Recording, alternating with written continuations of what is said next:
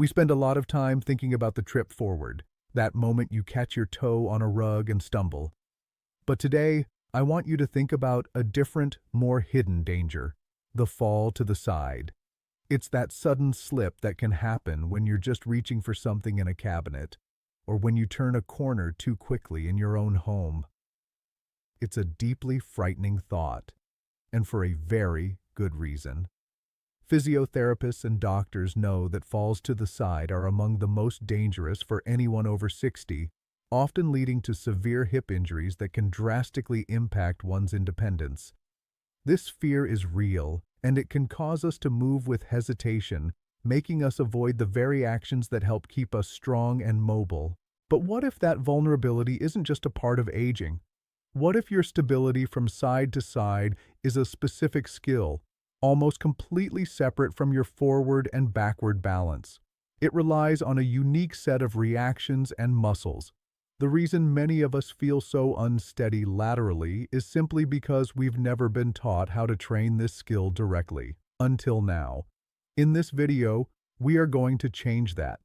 I am going to explain exactly why these 3 specific sideways movements are so powerful and work so fast to rebuild your lateral side-to-side balance. I will guide you step by step through a safe and simple routine to give you back that feeling of being rock solid on your feet so you can move through your day with confidence and freedom. All right, let's begin with our first movement. This part is called the dynamic activator because its purpose is to wake up and activate the specific muscles and neural pathways responsible for your sideways stability. Here is the simple science of why this is so important. Most of our daily life involves moving forward. We walk forward, we climb stairs forward. This means the muscles that propel us forward, like our quads and hamstrings, get used all the time. But the muscles on the outside of our hips, the ones that control sideways motion like the gluteus medius, often get neglected and become dormant. When you suddenly need to react to a slip or a stumble to the side, these muscles are slow to respond. The exercise sidestepping with support directly targets this weakness. By moving deliberately from side to side, you are sending a powerful wake-up call to these sleeping muscles. More than that, you're actively retraining the connection between your brain and your hips. You are teaching your body how to shift its center of gravity laterally with control and precision. This is a fundamental skill that acts as your first line of defense against a sideways fall, allowing you to quickly widen your stance for support instead of losing your balance. So, let's do it together safely. Find a long, clear space in front of a kitchen counter, a sturdy dining table, or even the back of a long sofa. Stand facing your support surface. Your starting position is key. Stand tall with your feet directly under your hips, with your toes pointing straight ahead towards the counter. Now, place your hands or just your fingertips lightly on the surface. This is for balance, not for leaning your weight on it. Pull your shoulders back and down, and keep your gaze looking straight ahead. Looking down will throw off your balance. Now, let's begin moving to the right. Take a slow, controlled step sideways with your right foot. Don't just throw it out there, place it with intention. Then, with equal control, bring your left foot in to meet it, returning to that hip-width stance. That is one complete, high-quality step. The goal is to glide smoothly, keeping your upper body calm and upright.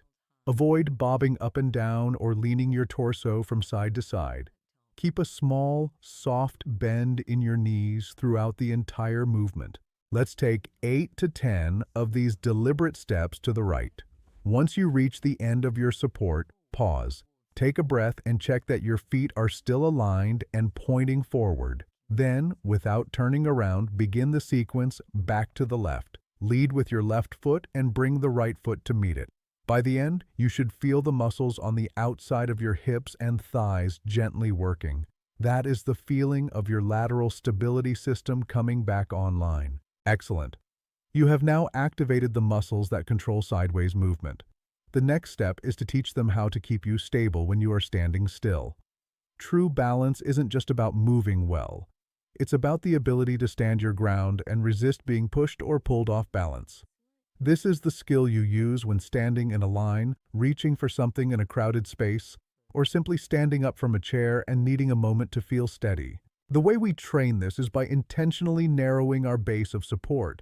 Here's the science. When your feet are far apart, you are very stable. But as you bring them closer together, your body has to rely much more on the fine-tuning muscles in your feet, ankles, and hips to keep you upright. This challenging position forces your brain to pay closer attention and make thousands of tiny, rapid-fire adjustments every second. It's like turning up the sensitivity on your internal balance system, making it smarter, faster, and more responsive. Our exercise for this is called the semi-tandem foot balance. It looks incredibly simple, but it is one of the most effective ways to improve your static stability. Let's begin, and please start by standing right next to a wall or a sturdy counter. Your safety support must be within easy reach. Start by standing with your feet together. Now we will get into the semi-tandem stance. Take one foot, let's say your right foot, and place it directly in front of your left. The alignment is very important. The heel of your front foot should be roughly in line with the middle of your back foot. There should only be a small space between them from front to back.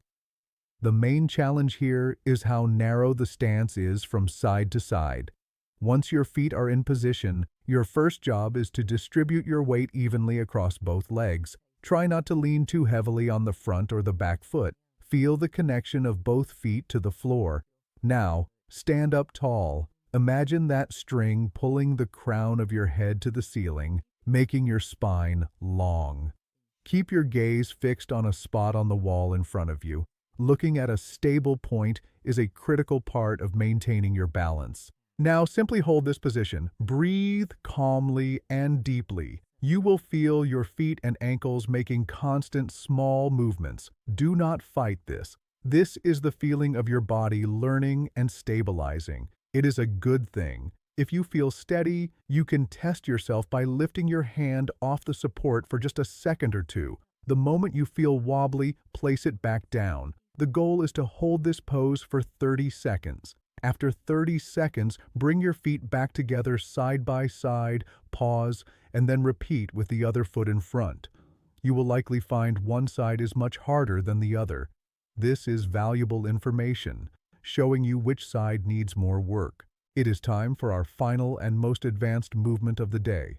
This is part 4, the neurological challenge. We have successfully activated our sideways muscles and trained them to keep us stable. Now we will integrate these skills and challenge our brain in a way that directly translates to preventing falls in the complex, unpredictable real world. Here's the powerful science behind what we're about to do. Walking forward is an automatic process for our brains. We do it without thinking. Walking backwards, however, is not. It forces your brain to be 100% engaged, consciously calculating where your body is in space. When we combine this with the tandem heel-to-toe stance, we create an extremely narrow and unstable base of support. This combination is a super exercise for your brain's balance center, the cerebellum. It dramatically sharpens your proprioception, your body's sense of its own position, which is the single most important skill for making the rapid corrections needed to stop a fall before it even begins. This final exercise is called tandem walking backwards with support. It is an advanced drill, so we must approach it with maximum focus on safety and control. To begin, please position yourself so you are standing sideways next to a long, sturdy support, like your kitchen counter or a clear wall. You will place the hand closest to the support on it for the entire duration of the exercise. Do not let go. Stand up tall with your hand on the support. Your gaze should be fixed straight ahead. Looking down is the fastest way to lose your balance. Now, let's take our first step. Take a small, controlled step backwards with the foot that is furthest from the counter, placing it directly behind your front foot. The heel of your front foot should almost touch the toes of your back foot, as if you are walking backwards on a tightrope. Then, take the next step back with your other foot, placing it directly behind the new one. The goal here is absolute precision, not speed. Each step must be placed slowly and deliberately.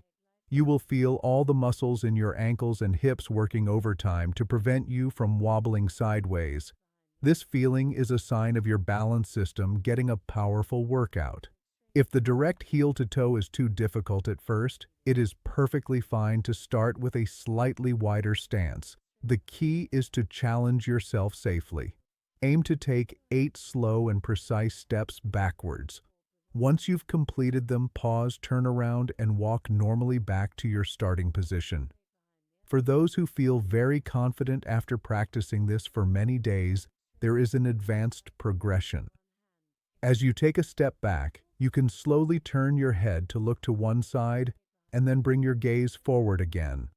This directly trains your inner ear's vestibular system, making your balance truly resilient. But please, only attempt this progression when you feel absolutely ready. You have done a phenomenal job today. You should be incredibly proud of yourself. You've learned not just 3 exercises, but an entire strategy for improving your balance. You began with the dynamic activator to wake up your hip muscles with movement. You then mastered the static stabilizer to teach those muscles how to hold you steady. And you finished with the neurological challenge, a powerful exercise to sharpen your brain's connection to your body. You have just given your entire balance system the precise blueprint it needs to protect you from a dangerous sideways fall. Now, to ensure you feel completely confident practicing this on your own, let's go over a few common questions. First, I felt some soreness on the outside of my hips after the sidestepping. Is that okay? Yes. Feeling a gentle muscle ache in that area is very normal, and it is a positive sign. It means you successfully targeted and worked those underused stability muscles. This is muscle fatigue, not joint pain. As you get stronger, that feeling will lessen. Just always listen to your body and never push through sharp pain. Second, I wobble a lot during the semi-tandem stance. Does that mean I'm failing? Absolutely not. In fact, you are succeeding. The wobble is the entire point of that exercise. Every time you feel a wobble and your body corrects it, you are building and strengthening new neural pathways. The goal is not to be perfectly still like a statue. The goal is to practice the skill of recovering your balance. So embrace the wobble, use your support, and know that every correction is making your balance system smarter and faster. Third, and this is very important, the backwards walk feels way too difficult for me right now. What should I do? This is an excellent question. That final exercise is advanced, and it is not the starting point for everyone. If it feels too challenging, your plan is to master the first 2 exercises. Dedicate the next couple of weeks to practicing the sidestepping and the semi-tandem stance. Build your confidence there. Once those feel significantly easier, then you can reintroduce the backwards walk, maybe with smaller steps or a wider foot position at first. Progress is a staircase, not an elevator. Master each step. So, what is your action plan? It's simple. Aim to practice these movements for 5 to 10 minutes, just 3 or 4 times per week. You don't even have to do all 3 every time. Consistency is far more important than intensity. To commit to this plan, I invite you to go to the comments section right now and write, "I am training for stability." This is a powerful promise to yourself and an inspiration to everyone else here. If this video was valuable to you, please give it a thumbs up and share it with someone you care about. And of course, please subscribe and click the bell so you don't miss our next video. Remember, you have the power to build a stronger, steadier future for yourself. Every step you practice is a step towards a more confident life. Stay strong, stay steady, and I'll see you in the next one.